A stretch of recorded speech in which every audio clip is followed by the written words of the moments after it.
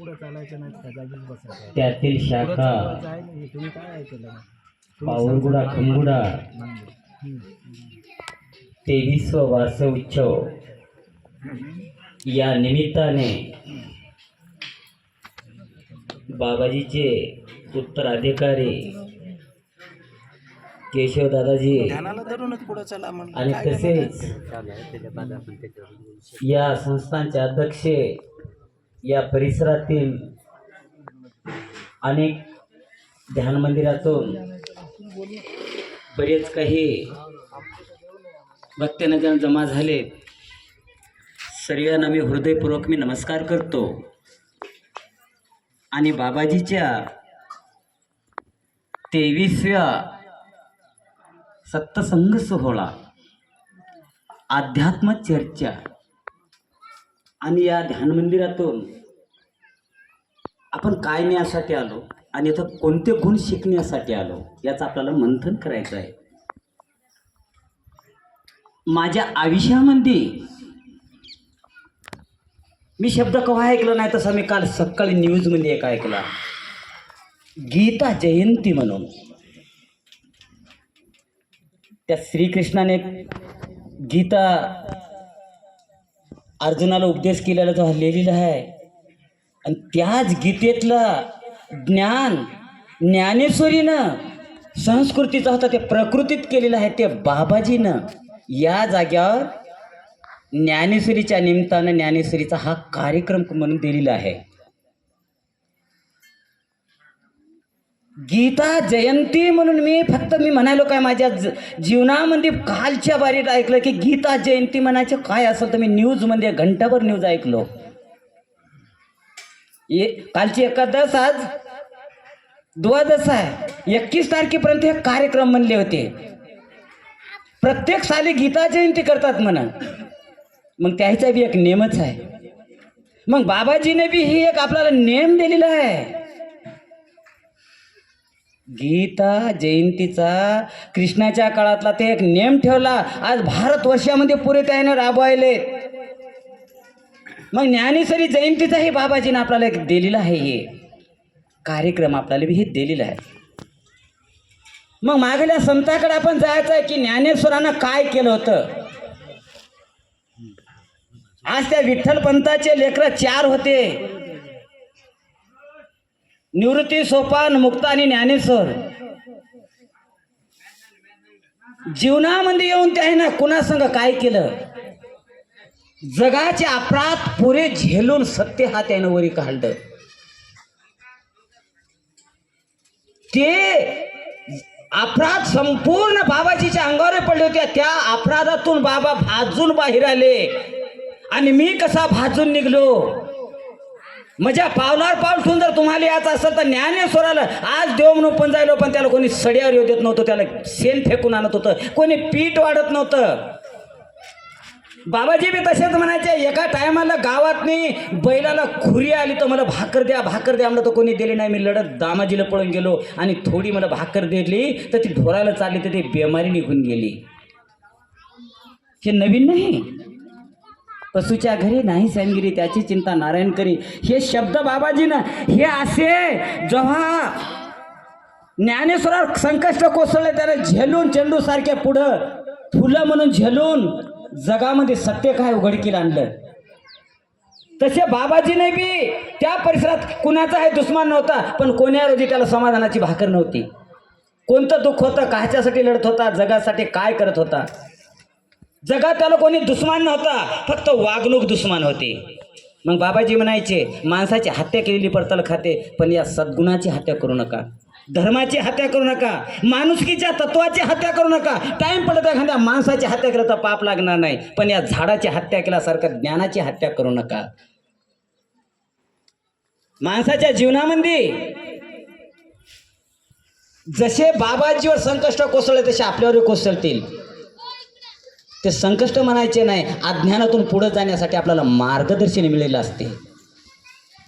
ते आमच्या लक्ष देत नाही. मजार कोणीतरी टीका केलो म्हणतो आणि जगाला सांगतो की मी गोंगू सारखा मी लगे पोकळा, माझ्या पोटात काहीच नाही, वरचे खणसाळे मोकळे आहो, पण आतमधून भरपूर कांडे आहेत येळू सारखे. शब्द उच्चार प्रेमाचा बोलायचा, वरून कांड काही दिसायचं नाही, पण आतून कांड येळून भरपूरच असते. तसे बाबाजी काय म्हणायचे की आत बाहेर निर्मळ पाहिजे. भक्तीची या चोखळलेल्या वाटा, माथा जटा असो की नसो. काय म्हणला त्यानं? ज्ञानेश्वरानं काय दिली होती? मग ज्ञानेश्वराचे विचार तुम्ही मांडा, ज्ञानेश्वराचे विचार करा. म्हणले तुम्ही मला ओळखू शकत नाही का की तो मागल्या संताचे लय गुण गाताना, रोज तुम्ही काहीतरी हरिपाठ घेताना. मग तसं गणागुरुजीनं स्तोत्र 52 श्लोकाचे स्तोत्र लिहिलंय. 52 श्लोकाचे स्तोत्र आहे. मग प्रत्येक वेळेला तुम्ही गुरुवाला ते स्तोत्र तरी वाचवा. शांती घ्या, शांती घ्या. थोडं आव थोडं श्वास स्थिर करा, श्वास स्थिर करा. मुंडकं हलू देऊ नका. खाली सरळ बसायचं, मुंडकं हलू द्यायचं नाही. पाठीचे मणके जे 21 आहे त्याला सरळपणा ठेवायचं. 21 स्वर्ग ते जे रेंगायचे आहे. सरळ बसा, आवयव हलू देऊ नका. रतन को जतन कर, वतन को खर्च कर म्हणल्यासारखं फुकट आपली शक्ती वाया घालू नका. स्थिर बसा. आणि हे बाबाजीनं त्या काळामध्ये हे नवीन म्हणून समजत गेले म्हणून बाबाजीनं काय केलं, मागल्या महात्म्याची उदाहरणं देत गेले. आज त्याच्या 14 वर्षापासून ते 22 वर्षापर्यंत ज्ञानेश्वरानं काय केलं होतं, तर ही ज्ञानेश्वरीच्या ज्ञानातून माहिती होऊन तरी या बाबाजीचं ज्ञान कळलं. या हेतून बाबाजीनं काय आहे सत्य ओळखण्यासाठी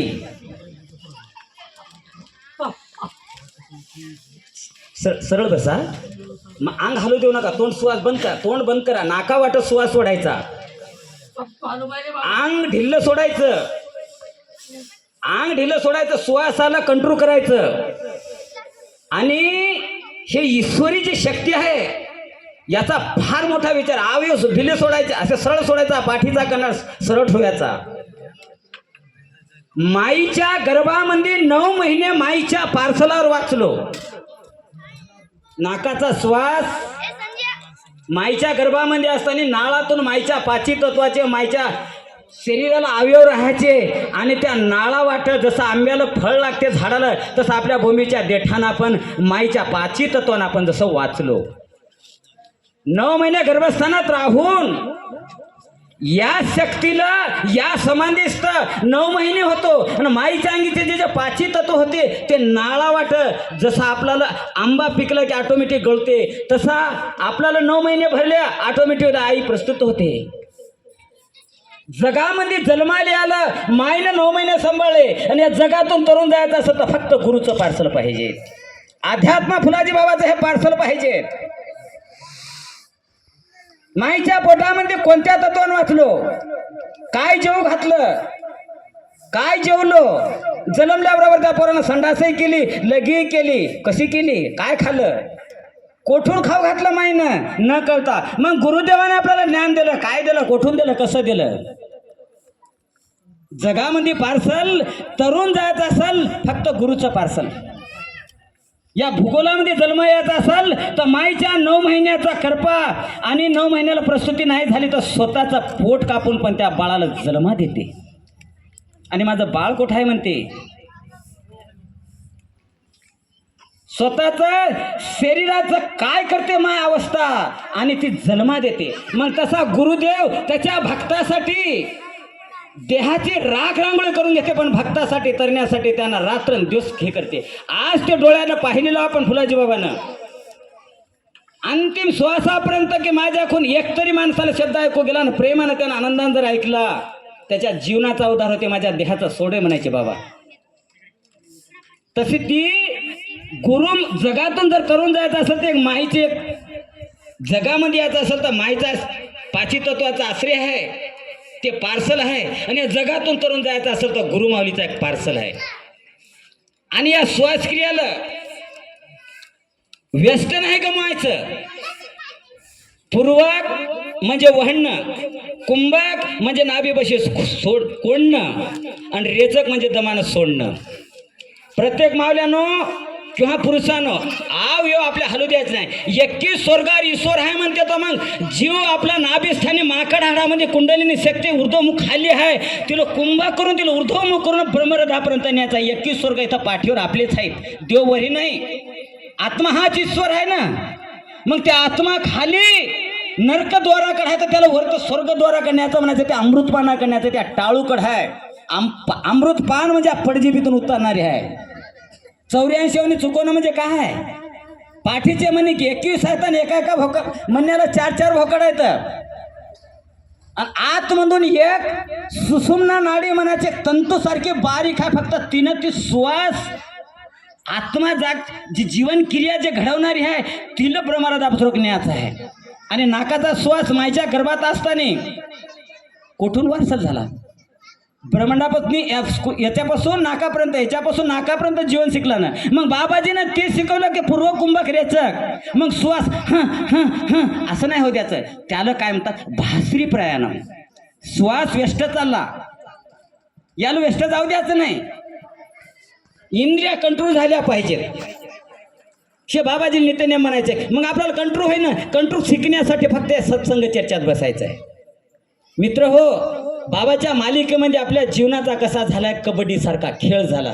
उगाच तुम्हाला जोक्स सांगतो, कबड्डीचा खेळ झाल्यासारखा आपल्या जीवनाचा. डॉक्टर साहेब, मला असं वाटतं की एक कोण्या माणसानं कबड्डी काढली ते आम्हाला तर माहीत नाही, पण त्याच्यावर एक मंथन केलं बारीकसं. कबड्डी खेळायला किती जणांची टीम राहते? 7 तिकून 7 इकून. 7च काऊन म्हणले? मग माईचे आणि बापाचे मिळून सप्तधातूचा हा पुतळा आहे. 7 तिकून आहेत, 7 इकून आहेत. परपंच इकडं आहे, परमार्थ तिकडं आहे. जन्मात आपण आलो, एक उदाहरण त्याच्यात नाही. जन्मात आलो, परपंच करायचा आणि परमार्थ करायचा. मग मधात ही रेस आहे अध्यात्माची. प्रत्येक दिवसांदिवस निघून चालला, पाठीमागून पुढे चालला. आयुष्याचे तितके दिवस गेले. माणसाच्या जीवनात त्या कबड्डी खेळासारखं आहे. काम, क्रोध, मद, मच्छर, डम, अहंकार हे 6 जण इकडे आहेत. गुरु सारखे एक मधामध्ये सत्य हा रीग आहे. लोभी, लालची, ढोंगी, कपटी, दलिंदर, दुराचारी तिकून पलकड आहेत. आपलीच प्रतिमा, आपलीच होते वैरी. कबड्डी घालाय गेल्यावर त्या रिघेपाशी गेले की मागले काय म्हणतात, हे मारून ये जितून ये. 6 जण त्या रिघीच्या पलकड येणार नाहीत. तिकडले 7 जण त्याला तिथं दाबून मारतात, पण इकडे एक बी येणार नाही. काळाची आवडी पडलेसी जीवन सोडविना तेव्हा मायबाप तुकाराम महाराज म्हणला त्या काळामध्ये. मग हे 6 जण रिघीच्या पलकड काहून जात नाहीत? नाही, जायला पाहिजेत ना. टीम इकडे होती ना. मग ते 7 जण दाबून मारतात. कोण? हे अवगुण मारतात आपल्याला. लोभी, लालची, ढोंगी, कपटी, दलिंदर आणि दुराचारी. हे गुण कोणते?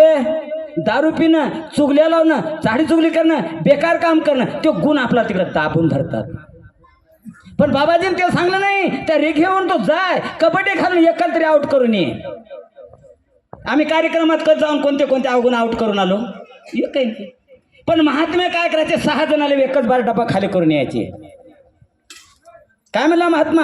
अबक दुबक तिबक भिवू नको गांडून खेळ इटू दांडू म्हणला. काहून म्हणला तुकाराम महाराज? कोणाला गांडू म्हणत नव्हते, पण कोण्या कार्यासाठी म्हणजे त्याचा विचार आम्हाला कळाला नाही. जसं तुम्ही सांगलं की अज्ञानपणावर भर टाकून आपण तिकडं पळालो, त्याच्यापेक्षा सुज्ञानी होऊन हे विचार मांडा. मग तसे आपल्या जीवना म्हणजे कबड्डीसारखा आपला खेळ झालेला आहे. जीवनात कबड्डीसारखा खेळ आहे आणि मधामध्ये गुरु बाबासारखा आहे. या मालिकेला जितलं तर शाबासकी आहे ना, तर 6 जण तिकडे दाबून मारणार आहेत.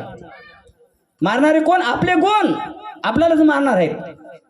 तुमच्यासारखे शहाणे माणसं येतात, त्याचे कर्मच तसे आहेत. मग ते मरणार नाही तर काय करेल म्हणतात, त्याला कोण सोडवलं?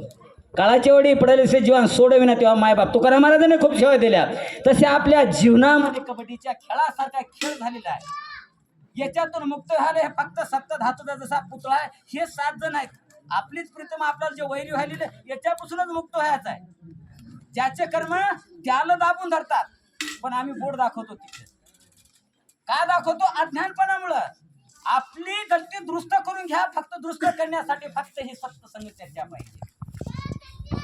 हे बाबाजीने आपल्याला ज्ञान दिलेलं आहे. या ज्ञानापासून लय वंचित म्हणजे आपण फार दूर गेलेलो आहोत. हे ज्ञान घेण्यासाठी सत्संग चर्चा पाहिजे तर 4 माणसाची सहवास पाहिजे. गुणधर्म काय म्हणायचे माणुसकीचे तत्व फक्त या स्थळामध्ये भेटतात. जलमाई तिके सोचिले बाई मी हरिनाम निकत घेतला श्याम काय खर्च लागला ना खर्च तर कवडी ना दमडी म्हणून काहीतरी मागल्या काळात कोणीतरी एका कोणतरी भजन म्हणलेले आहे पण ते आज आपल्या उपयोगी आले. पण म्हणल्यानं भागत नाही ते विचारात उतरले पाहिजेत म्हणून बाबाने या निमित्ताने झेंडे घ्या ध्यान करा आणि सत्कार्याला सहभागी व्हा म्हणून ही चर्चा ठेवली.